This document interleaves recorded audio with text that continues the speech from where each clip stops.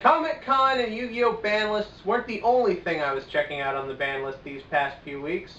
For those of you who don't know, actually I'll have done my non-spoiler review for this at that point, but you'll get the point. There has been an anime out for the past 2-3 months that has incorporated everyone's attention, if only for two very big reasons.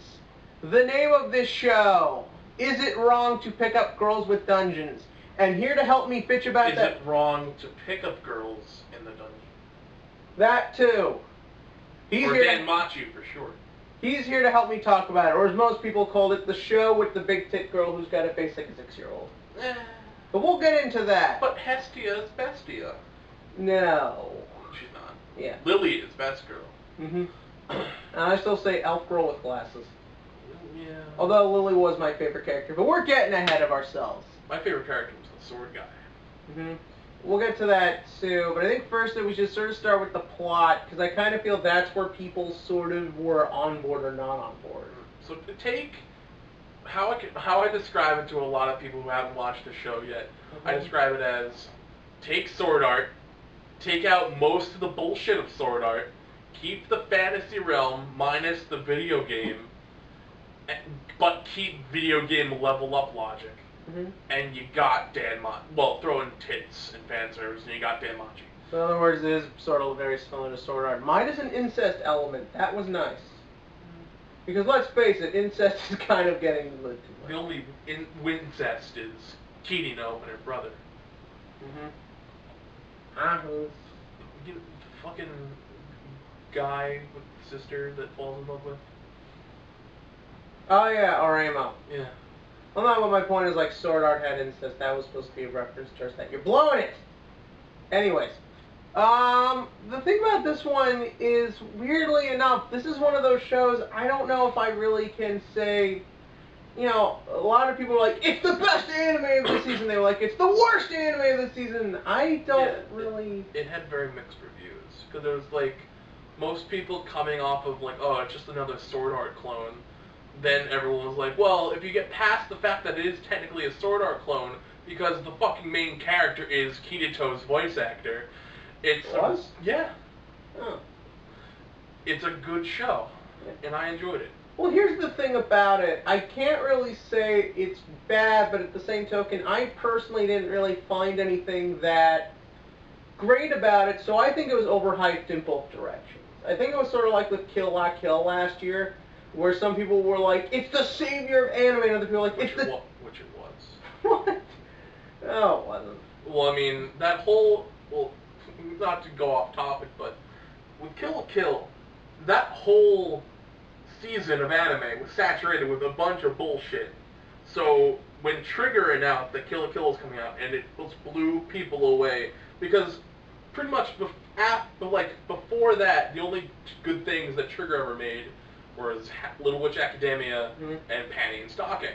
So when Kill La Kill came out, it was like technically it was a breath of fresh air to the anime community, because like it was just saturated with fan service, bunch of other. But don't get me wrong, Kill La Kill had fan service. But to be fair, its fan service was more mocking other anime. Yeah. So it was just a better I really can't describe it in like a better way than it just came out at like the best time for it to like really show off what it could do.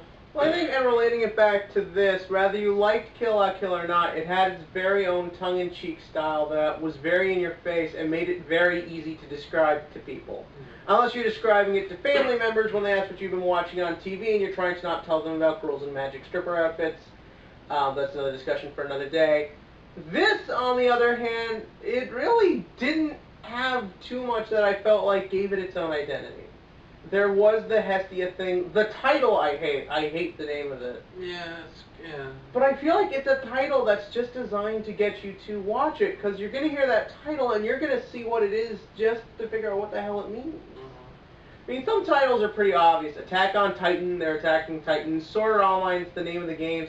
This is a title where, if you think about it, it doesn't even really apply to anything, because he's not actually picking girls up in dungeons. Well, see, the thing with that is... the only reason that he wants to become an adventurer is because he idolizes ice. So therefore, you know, that's one regard. Second of all, he meets pretty much, he gets to know all of his companions of sorts, and in the dungeon. Lily was the first. Yeah. Hestia, which technically Hestia and him met up in the town, though. Yes. Well, I mean, besides, I was gonna say, which is going off topic again. A lot of people hate Belle's character, which I can understand. I can definitely understand that. But what really drew me to Belle and Hestia, of all things, was besides her tits, which is and the foot fetish that comes along with it. The thing that drew me to both Belle and Hestia were when they met each other, they were at the bottom of their existence. They were like, I'm fucking worthless, nothing, and then they just met each other and like hit it off immediately. Which I don't understand why people hate Belle as much as they do, because Belle, in my opinion, is a better character than Kirito was. Because Kirito, it took a while for you to really get a grasp on what his character was about, and when you did, it was kind of lackluster. But with Belle, he was a worthless adventurer who had no self-esteem, and then once he found his goddess, everything turned around for him. And he just lit up and wasn't.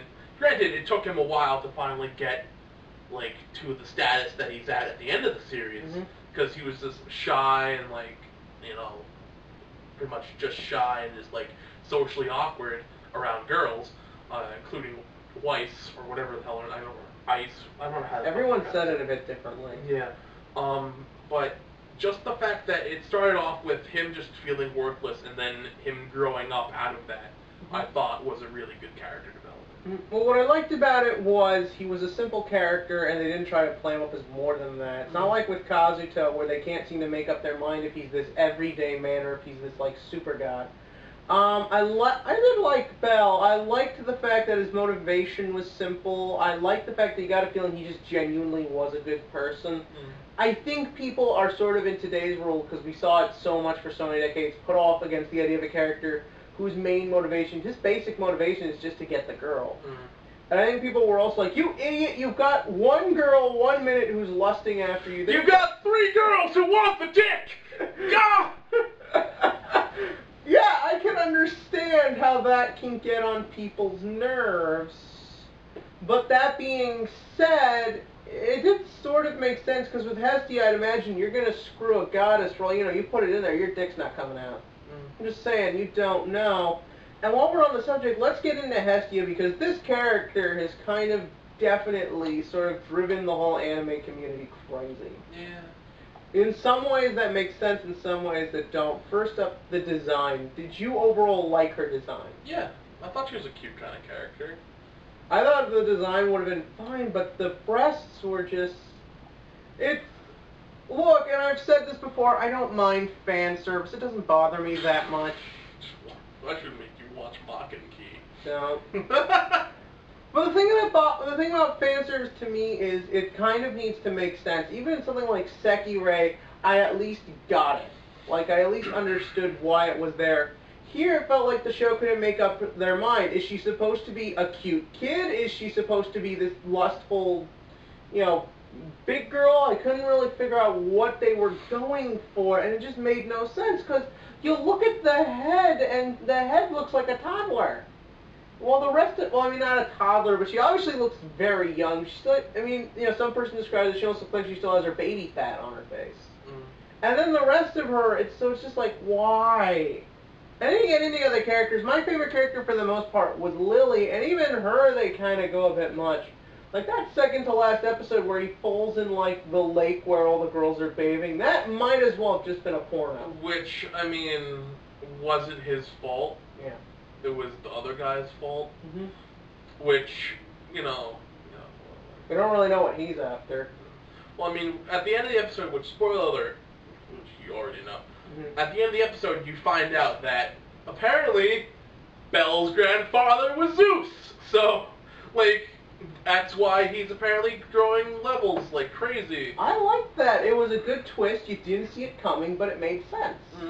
That was good. There were really brilliant things in this. I love Belle's fight against the Minotaur towards the end. Oh, yeah. And even that last fight against Attack on Titan Eren was pretty good. Yeah.